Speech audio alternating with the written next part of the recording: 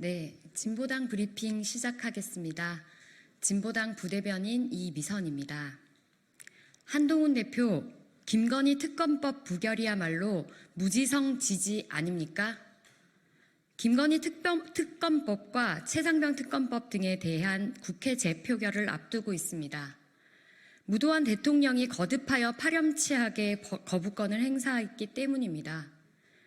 관련하여 한동훈 국민의힘 대표가 김건희 특검법에 대해 부결시키는 것이 맞다는 입장을 밝혔습니다.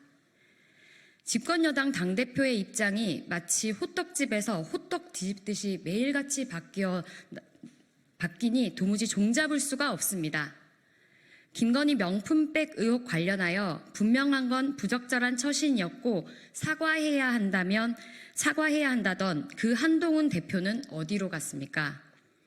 동시에 최상병 특검법에 대한 한동훈 대표의 입장은 또 무엇이라는 말입니까? 한동훈표 특검법을 기다리다 우리 국민들이 목이 다 빠졌습니다. 그 또한 우리 국민들을 기만하고 우롱한 것입니까?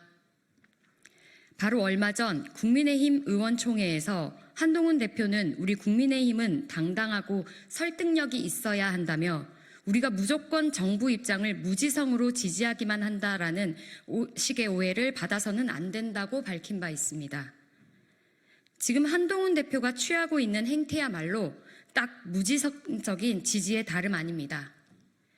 집권여당 대표로서 막중한 책임을 모르지 않는다면 우리 국민들 앞에 스스로 했던 말에 대하여 책임을 지십시오. 대통령이 거부한 법안들에 대한 오늘의 재표결이야말로 그 시험대입니다. 두 번째 브리핑 드리겠습니다. 일방적 주장이라는 대통령실의 입장도 일방적 주장일 뿐입니다. 윤석열 대통령과 김건희 여사와 관련된 의혹들이 앞으로 더 얼마나 어떻게 뻗어나갈지 도무지 가늠하기조차 쉽지 않습니다. 최근 자당의 당대표에 대한 공격사주 내용으로 온 국민에게 충격과 당혹감을 던져준 김대남 녹취록에 대하여 이른바 대통령실 관계자는 과장되고 일방적 주장일 뿐이라고 강변했습니다. 언론 공지를 통해서는 대통령 부부가 김대남과의 친분이 전혀 없음을 밝힌다고도 했습니다. 대통령 부부는 친분이 전혀 없다고 손사래를 치는 일개 실무급 행정관이 어떻게 관련 경력이 전혀 없는데도 차와 기사가 제공되는 연봉 3억의 SGI 서울보증 상근 감사 자리를 꿰차게 되었는지 참으로 의아할 따름입니다. 무엇보다 보수단체를 사주하여 언론사에 대한 고발을 자행했다는 자백은 절대로 그냥 지나칠 수 없는 중대범죄입니다.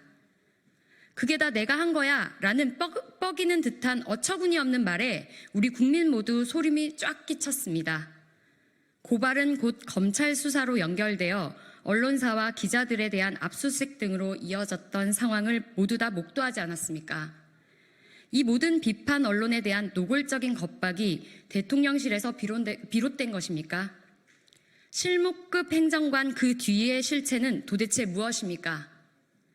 이런 의혹들이 명명백백하게 해명되지 않는 한 일방적 주장이라는 대통령실의 강변 또한 일방적 주장일 수밖에 없음을 분명히 경고합니다.